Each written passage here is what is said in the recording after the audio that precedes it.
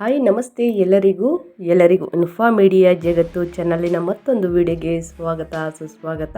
ಸ್ನೇಹಿತರೆ, ಎಲ್ಲರೂ ಹೇಗಿದ್ದೀರಾ? ಎಲ್ಲರೂ ಚೆನ್ನಾಗಿದ್ದೀರಾ ಅಂದ್ಕೊಂಡಿದ್ದೀನಿ. ಹೋಪ್ ನಾನು ಕೂಡ ತುಂಬಾ ಚೆನ್ನಾಗಿದ್ದೀನಿ. Welcome back to my YouTube channel.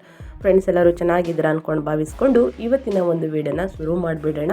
ಇವತ್ತಿನ ಒಂದು ವಿಡಿಯೋದಲ್ಲಿ ಜೂನ್ 2025 ಈ ತಿಂಗಳಲ್ಲಿ ಸ್ನೇಹಿತರೆ, ಆಷಾಢ ಅಮಾವಾಸ್ಯೆ ಮುಗಿದ ನಂತರ ಅಂದರೆ 25ನೇ ತಾರೀಕು ಮುಗಿದ ನಂತರ ನಿಮ್ಮ ಜೀವನದಲ್ಲಿ ಬಹಳಷ್ಟು ಬದಲಾವಣೆಗಳನ್ನು ನೋಡ್ತಾ ಇರ್ಬೋದು. ಸಿಂಹ ರಾಶಿಯವರಿಗೆ ನಿಮ್ಮ ಆರೋಗ್ಯ, ಶಿಕ್ಷಣ, ಉದ್ಯೋಗ, ಆರ್ಥಿಕ ಸ್ಥಿತಿ, ಕುಟುಂಬ ಮತ್ತು ವ್ಯಾಪಾರಕ್ಕೆ ಸಂಬಂಧಿಸಿದ ಗೋಚರದ ಫಲಗಳ ಬಗ್ಗೆ ತಿಳಿಸ್ಕೊಡ್ತೀನಿ ಸ್ನೇಹಿತರೆ. ಇದರ ಬಗ್ಗೆ ತಿಳ್ಕೋಬೇಕು ಅಂದರೆ ಎಲ್ಲೂ ಕೂಡ ವಿಡಿಯೋನ ಸ್ಕಿಪ್ ಮಾಡಬಾರ್ದು. ಅಂದರೆ ವಿಡಿಯೋನ ಕಟ್ ಮಾಡಿ ನೋಡಿದ್ರೆ ಫುಲ್ ಇನ್ಫಾರ್ಮೇಷನ್ ಅರ್ಥ ಆಗಲ್ಲ. ಸೊ ಹಾಗಾಗಿ ಎಲ್ಲ ವಿಡಿಯೋದಲ್ಲೂ ತಿಳಿಸ್ತಾ ಇರ್ತೀನಿ. ಮೊದಲಿಂದ ಕೊನೆ ತನಕ ವಿಡಿಯೋನ ವಾಚ್ ಮಾಡಿ. ವಿಡಿಯೋದಲ್ಲಿ ಒಳ್ಳೆ ಮಾಹಿತಿ ಸಿಕ್ಕಿದ್ದಲ್ಲಿ ತಪ್ಪದೆ ವಿಡಿಯೋಗೊಂದು ಲೈಕ್ ಕೊಟ್ಟು ಇನ್ನು ನನ್ನ ಚಾನಲ್ನ ಸಬ್ಸ್ಕ್ರೈಬ್ ಮಾಡ್ಕೊಳ್ದೇ ನೋಡ್ತಿದ್ರೆ ದಯವಿಟ್ಟು ಇನ್ಫಾರ್ಮೇಡಿಯಾಗೆ ಸಬ್ಸ್ಕ್ರೈಬ್ ಆಗಿ ನಿಮ್ಮ ರಾಶಿಗಳ ಬಗ್ಗೆ ತಿಳ್ಕೊಳ್ಳಿ. ಇದರ ಜೊತೆಗೆ ಕಷ್ಟಗಳು, ಸಮಸ್ಯೆಗಳು ಎದುರಾದರೆ ಪರಿಹಾರಗಳನ್ನು ಕೂಡ ತಿಳಿಸ್ಕೊಡ್ತೀನಿ. ಆ ಪರಿಹಾರವನ್ನು ಮಾಡುವುದರಿಂದ ಎದುರಾಗುವ ಕಷ್ಟ, ಸಮಸ್ಯೆಗಳು, ಅಡೆತಡೆಗಳೆಲ್ಲ ನಿವಾರಣೆಯಾಗಲಿದೆ ಅಂತಲೇ ಹೇಳ್ಬೋದು. ಹಾಗಿದ್ರೆ ಯಾರೆಲ್ಲ ಸಬ್ಸ್ಕ್ರೈಬ್ ಮಾಡಿಕೊಂಡು ಪ್ರತಿನಿತ್ಯ ವಿಡಿಯೋ ವಾಚ್ ಮಾಡ್ತಿದ್ದೀರಾ ಅಂಥವರಿಗೆ ನನ್ನ ಕಡೆಯಿಂದ ಥ್ಯಾಂಕ್ ಯು ಸೋ ಮಚ್ ಅಂತ ಹೇಳ್ತಾ ತಡ ಮಾಡೋದು ಬೇಡ, ವಿಡಿಯೋದ ಕಡೆ ಗಮನ ಕೊಟ್ಬಿಡೋಣ. ಸ್ನೇಹಿತರೆ, ಸಿಂಹ ರಾಶಿ ಚಕ್ರದ 5ನೇ ರಾಶಿ ಇದು. ರಾಶಿ ಚಕ್ರದ 120-150 ಡಿಗ್ರಿಗಳನ್ನು ಒಳಗೊಂಡಿದೆ. ಮಕ 4 ಪಾದಗಳು, ಪೂರ್ವ ಪಾಲ್ಗುಣಿ ಹುಬ್ಬ 4 ಪಾದಗಳು, ಉತ್ತರ ಪಾಲ್ಗುಣಿ 1ನೇ ಪಾದ ಅಡಿಯಲ್ಲಿ ಜನಿಸಿದ ವ್ಯಕ್ತಿಗಳು ಸಿಂಹ ರಾಶಿಯ ವ್ಯಾಪ್ತಿಗೆ ಬರುತ್ತಾರೆ. ಈ ರಾಶಿಯ ಅಧಿಪತಿ ಸೂರ್ಯ. ಹಾಗಿದ್ರೆ ಸೂರ್ಯ ನಿಮ್ಮ ರಾಶಿಯ 1ನೇ ಮನೆಯ ಅಧಿಪತಿಯಾದ ಸೂರ್ಯನು 11ನೇ ಮನೆಯಾದ ಮಿಥುನ ರಾಶಿಗೆ ಭಾನುವಾರ 15 ಜೂನ್ 2025 ಪ್ರವೇಶಿಸುತ್ತಾರೆ. ಈ ಗೋಚರವು ಸಾಮಾಜಿಕ ಚಟುವಟಿಕೆಗಳನ್ನು ಮತ್ತು ಆದಾಯದ ಮೂಲಗಳನ್ನು ಬಲಪಡಿಸುತ್ತದೆ. ನಿಮಗೆ ಸಮಾಜದಲ್ಲಿ ಉತ್ತಮ ಮನ್ನಣೆ ಲಭಿಸುತ್ತದೆ ಸ್ನೇಹಿತರೆ. ಇನ್ನು ಗುರುಬಲ, ಶನಿ ಬಲ ಎರಡೂ ಇದ್ದರೆ ತುಂಬಾ ದಿನಗಳು ಉತ್ತಮವಾಗಿರುತ್ತದೆ ಅಂತ ಹಳೆಬ್ರು ಹೇಳೋದನ್ನ ನೀವು ಕೇಳಿರ್ತೀರ. ಇನ್ನು ಸ್ವಲ್ಪ ಶಾಸ್ತ್ರಗಳ ಬಗ್ಗೆ ತಿಳ್ಕೊಂಡಿದ್ರೂ ಕೂಡ ನಿಮಗೆ ಗೊತ್ತಿರುತ್ತೆ. ಅದೇ ರೀತಿ ಗುರುಗ್ರಹ ನಿಮ್ಮ ರಾಶಿಯ 5ನೇ ಮತ್ತು 8ನೇ ಮನೆಯ ಅಧಿಪತಿಯಾದ ಗುರು ಈ ತಿಂಗಳ ಪೂರ್ತಿ 11ನೇ ಮನೆಯಾದ ಮಿಥುನ ರಾಶಿಯಲ್ಲಿ ಸಂಚರಿಸುತ್ತಾರೆ ಸ್ನೇಹಿತರೆ. ಈ ಸ್ಥಾನವು ಆದಾಯದ ಮೂಲಗಳಿಗೆ ಮತ್ತು ಸೃಜನಾತ್ಮಕ ಚಟುವಟಿಕೆಗಳಿಗೆ ಅನುಕೂಲಕರವಾಗಿರುತ್ತದೆ. ಇನ್ನು ಮಕ್ಕಳಿಂದ ಶುಭವಾರ್ತೆಗಳನ್ನು ಕೇಳುತ್ತೀರಿ ಅಂತಲೇ ಹೇಳ್ಬೋದು. ಇನ್ನು ಶನಿ ನಿಮ್ಮ ರಾಶಿಯ 6ನೇ ಮತ್ತು 7ನೇ ಮನೆಯ ಅಧಿಪತಿಯಾದ ಶನಿ ಈ ತಿಂಗಳು 8ನೇ ಮನೆಯಾದ ಮೀನ ರಾಶಿಯಲ್ಲಿ ಸ್ಥಿರವಾಗಿರುತ್ತಾರೆ. ಈ ಗೋಚರವು ಆರೋಗ್ಯ ಮತ್ತು ಪಾಲುದಾರಿಕೆ ಸಂಬಂಧಗಳಲ್ಲಿ ಜಾಗರೂಕತೆ ಅಗತ್ಯವೆಂದು ಸೂಚಿಸುತ್ತದೆ. ಅನಗತ್ಯ ವಾದಗಳಿಂದ ದೂರವಿರಬೇಕಾಗುತ್ತದೆ ಸ್ನೇಹಿತರೆ.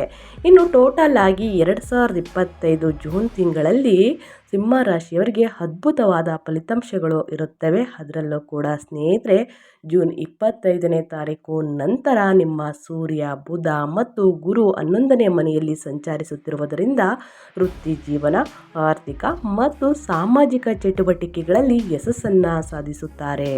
ಮಂಗಳ ಮತ್ತು ಕೇತು 1ನೇ ಮನೆಯಲ್ಲಿ ಇರುವುದರಿಂದ ನಿಮ್ಮ ಧೈರ್ಯ ಮತ್ತು ಆಧ್ಯಾತ್ಮಿಕ ಆಸಕ್ತಿ ಹೆಚ್ಚಾಗುತ್ತದೆ. ಆದರೆ ಆರೋಗ್ಯದ ಮೇಲೆ ಸ್ವಲ್ಪ ಗಮನವನ್ನು ಹರಿಸುವುದು ಅಗತ್ಯವಾಗುತ್ತದೆ. ಶನಿ 8ನೇ ಮನೆಯಲ್ಲಿ ಇರುವುದರಿಂದ ಆರೋಗ್ಯ ಮತ್ತು ಪಾಲುದಾರಿಕೆ ಸಂಬಂಧಗಳಲ್ಲಿ ಬಹಳಷ್ಟು ಜಾಗರೂಕರಾಗಿರಿ. ಇನ್ನು ಅಮಾವಾಸ್ಯೆ ಮುಗಿದ ನಂತರ ನಿಮ್ಮ ಜೀವನದಲ್ಲಿ ಏನೆಲ್ಲ ಬದಲಾವಣೆಗಳನ್ನು ನೋಡಲಿದ್ದೀರಿ, ಮುಂದಿನ ದಿನಗಳಲ್ಲಿ ಎದುರಾಗುವ ಕಷ್ಟಗಳನ್ನು ಯಾವ ರೀತಿ ನಿಭಾಯಿಸಬೇಕು ಅನ್ನೋದನ್ನ ನೋಡ್ತಾ ಹೋಗೋಣ. ಇವಾಗೆಲ್ಲೂ ಕೂಡ ವಿಡಿಯೋನ ಸ್ಕಿಪ್ ಮಾಡಬೇಡಿ ಅಂತ ಹೇಳ್ತಾ ಮೇಯ್ನಾಗಿ ನಿಮ್ಮ ವೃತ್ತಿ ಜೀವನದ ಬಗ್ಗೆ ತಿಳಿಸ್ಕೊಡ್ತೀನಿ. ಮೊದಲನೇದಾಗಿ ವೃತ್ತಿ ಜೀವನದಲ್ಲಿ ಈ ತಿಂಗಳು ಅತ್ಯಂತ ಅನುಕೂಲಕರ ಸಮಯ ಅಂತಲೇ ಹೇಳ್ಬೋದು. ಸೂರ್ಯನು 11ನೇ ಮನೆಗೆ ಪ್ರವೇಶಿಸುವುದರಿಂದ ಜೂನ್ 15ರಿಂದ ಸ್ನೇಹಿತರೆ ನಿಮ್ಮ ನಾಯಕತ್ವದ ಗುಣಗಳು ಮತ್ತು ಕಾರ್ಯಕ್ಷಮತೆ ಹೆಚ್ಚಾಗುತ್ತವೆ. ಇದರ ಪರಿಣಾಮವಾಗಿ ಮೇಲಧಿಕಾರಿಗಳು ಮತ್ತು ಸಹೋದ್ಯೋಗಿಗಳಿಂದ ಪ್ರಶಂಸೆಗಳನ್ನು ಪಡೆಯುತ್ತೀರಿ. ಬುಧನು 11ನೇ ಮನೆಯಲ್ಲಿ ಇರುವಾಗ ಸ್ನೇಹಿತರೆ ಜೂನ್ 6ರಿಂದ 25ರವರೆಗೆ ನಿಮ್ಮ ಸಂವಹನ ಕೌಶಲ್ಯಗಳು ಕಚೇರಿಯಲ್ಲಿ ಸಕಾರಾತ್ಮಕ ವಾತಾವರಣವನ್ನು ಸೃಷ್ಟಿಸುತ್ತದೆ ಮತ್ತು ಬಾಕಿ ಇರುವಂತಹ ಕೆಲಸಗಳನ್ನು ಸಮಯಕ್ಕೆ ಸರಿಯಾಗಿ ಪೂರ್ಣಗೊಳಿಸುತ್ತೀರಿ. ಕೆಲವರಿಗೆ ಬಡ್ತಿ, ಸಂಬಳ ಅಥವಾ ಹೆಚ್ಚಳ ಕೂಡ ಆಗ್ಬೋದು ಸ್ನೇಹಿತರೆ, ಅಥವಾ ಮಿಶ್ರ ಫಲವನ್ನು ಕೂಡ ಈ ವಿಷಯದಲ್ಲಿ ನೋಡಬಹುದು. ಅಥವಾ ಉದ್ಯೋಗ ವರ್ಗಾವಣೆ ಲಭಿಸಬಹುದು. ಹೊಸ ಉದ್ಯೋಗಕ್ಕಾಗಿ ಪ್ರಯತ್ನಿಸುತ್ತಿರುವವರಿಗೆ ಈ ತಿಂಗಳು ಶುಭಪ್ರದ. ವಿಶೇಷವಾಗಿ ತಿಂಗಳ ದ್ವಿತೀಯಾರ್ಧದಲ್ಲಿ ಅಂದರೆ 15ನೇ ತಾರೀಕು ನಂತರ ಉತ್ತಮವಾಗಿರಲಿದೆ. ಮಂಗಳನು 1ನೇ ಮನೆಯಲ್ಲಿ ಇರುವುದರಿಂದ ನಿಮ್ಮ ಧೈರ್ಯ ಕೂಡ ಹೆಚ್ಚಾಗುತ್ತದೆ. ಆದರೆ ಆವೇಶದಿಂದ ನಿರ್ಣಯಗಳನ್ನು ತೆಗೆದುಕೊಳ್ಳುವುದನ್ನು ಆದಷ್ಟು ನಿಲ್ಲಿಸಿಬಿಡಿ ಸ್ನೇಹಿತರೆ. ಇಲ್ಲದಿದ್ದರೆ ಸಹೋದ್ಯೋಗಿಗಳೊಂದಿಗೆ ಸಣ್ಣ ಪುಟ್ಟ ತಪ್ಪು ತಿಳುವಳಿಕೆಗಳು ಉಂಟಾಗಬಹುದು. ನಿಮ್ಮ ಕಾರ್ಯಕ್ಷಮತೆಗೆ ತಕ್ಕ ಮನ್ನಣೆ ಲಭಿಸಲಿದೆ. ಲಾಭವನ್ನು ಕೂಡ ನೋಡಲಿದ್ದೀರಿ. ಇನ್ನು ಮೇಯ್ನ್ ಆಗಿ ನಿಮ್ಮ ಹಣಕಾಸಿನ ಬಗ್ಗೆ ಹೇಳೋದಾದರೆ ಆರ್ಥಿಕವಾಗಿ ತಿಂಗಳು ಅದ್ಭುತವಾದ ಫಲಿತಾಂಶಗಳನ್ನು ನೀಡುತ್ತದೆ. ಬುಧ ಮತ್ತು ಗುರು 11ನೇ ಮನೆಯಲ್ಲಿ ಇರುವುದರಿಂದ ಆದಾಯದ ಮೂಲಗಳು ಬಲಗೊಳ್ಳುತ್ತವೆ ಮತ್ತು ಈ ಹಿಂದೆ ಬರಬೇಕಾದ ಹಣ ಲಭಿಸುತ್ತದೆ ಸ್ನೇಹಿತರೆ.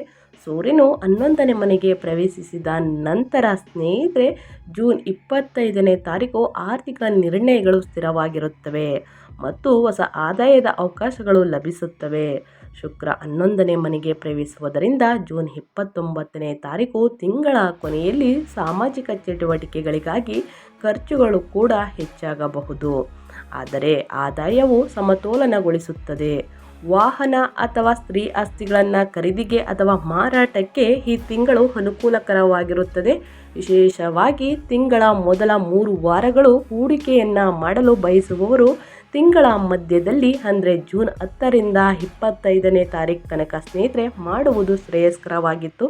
ಆದರೆ ಮುಗಿದ ನಂತರ ಶನಿ 8ನೇ ಮನೆಯಲ್ಲಿ ಇರುವುದರಿಂದ ಅನಗತ್ಯ ಖರ್ಚುಗಳನ್ನು ನಿಯಂತ್ರಿಸುವುದು ಒಳ್ಳೆಯದಾಗುತ್ತದೆ.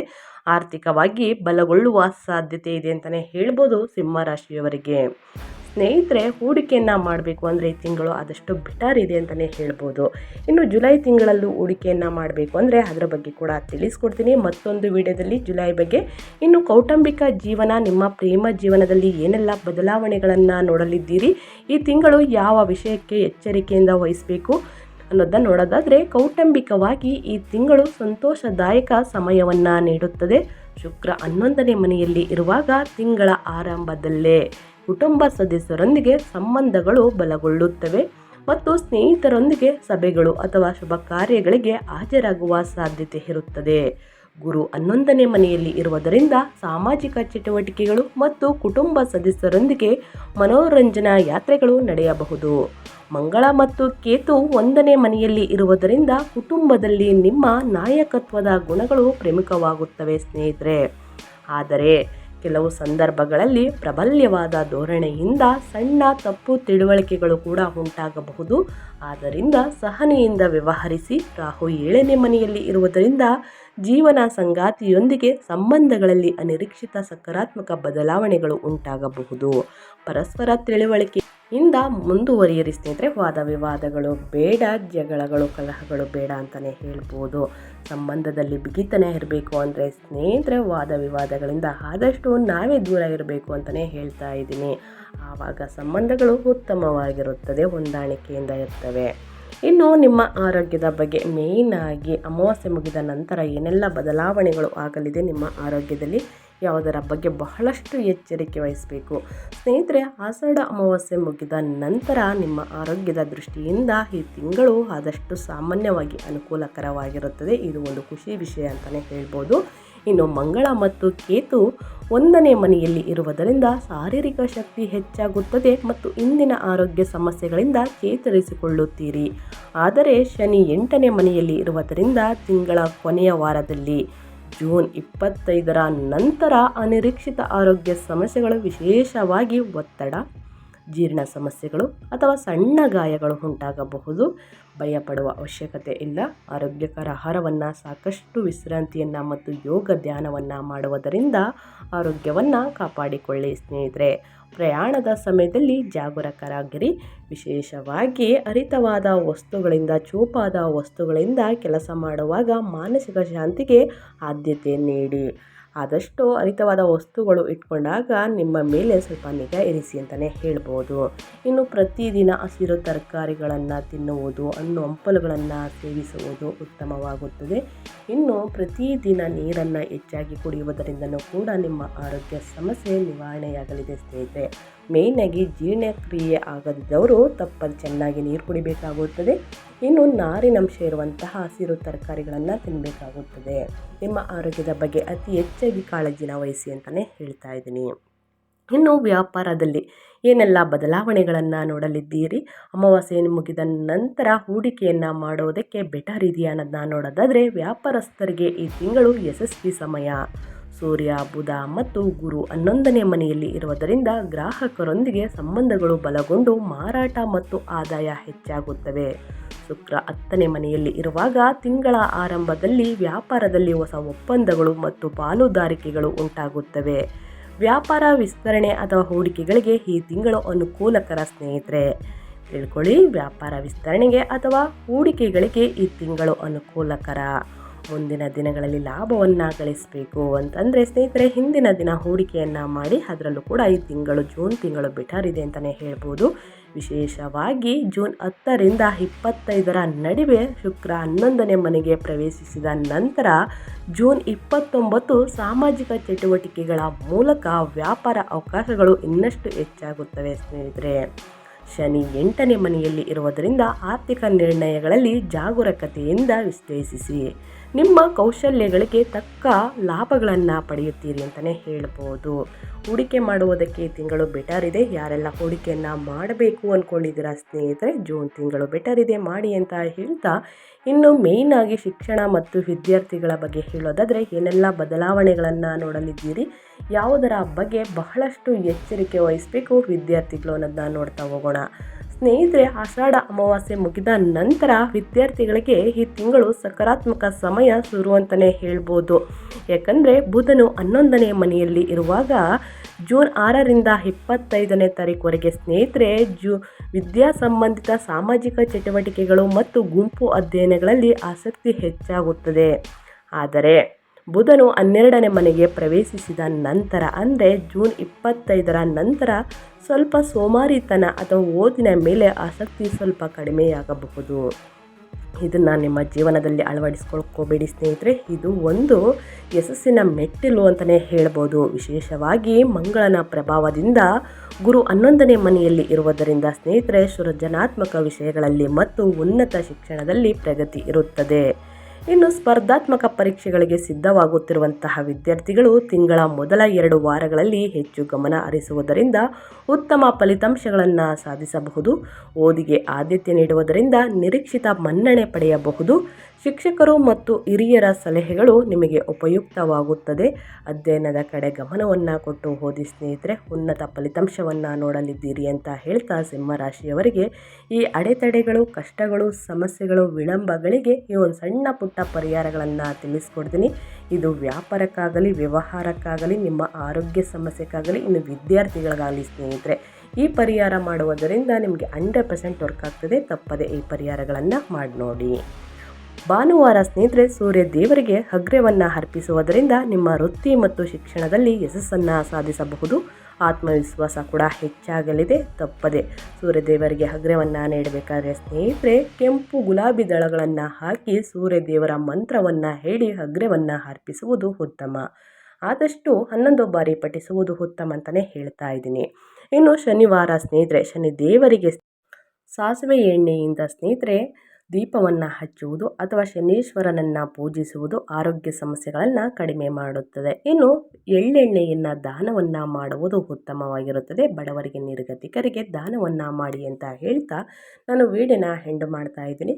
ಇವತ್ತಿನ ಒಂದು ವಿಡಿಯೋ ಇಷ್ಟ ಆಗಿದ್ದಲ್ಲಿ, ಒಳ್ಳೆಯ ಮಾಹಿತಿ ಸಿಕ್ಕಿದ್ದಲ್ಲಿ ತಪ್ಪದೆ ವಿಡಿಯೋಗೊಂದು ಲೈಕ್ ಕೊಟ್ಟು, ಇನ್ನು ನನ್ನ ಚಾನಲ್ನ ಸಬ್ಸ್ಕ್ರೈಬ್ ಮಾಡ್ಕೊಳ್ಳೋದನ್ನೇ ನೋಡ್ತಿದ್ರೆ ದಯವಿಟ್ಟು ಇನ್ಫೋ ಮೀಡಿಯಾಗೆ ಸಬ್ಸ್ಕ್ರೈಬ್ ಆದರೆ ಇದೇ ರೀತಿ ಹೊಸ ಅಪ್ಡೇಟ್ನ ಪ್ರತಿನಿತ್ಯ ತಿಳಿಸ್ಕೊಡ್ತೀನಿ. ಇದರ ಜೊತೆಗೆ ಗೋಲ್ಡ್ ಮತ್ತು ಸಿಲ್ವರ್ ಅಪ್ಡೇಟ್ನು ಕೂಡ ತಿಳಿಸ್ಕೊಡ್ತೀನಿ ಸ್ನೇಹಿತರೆ.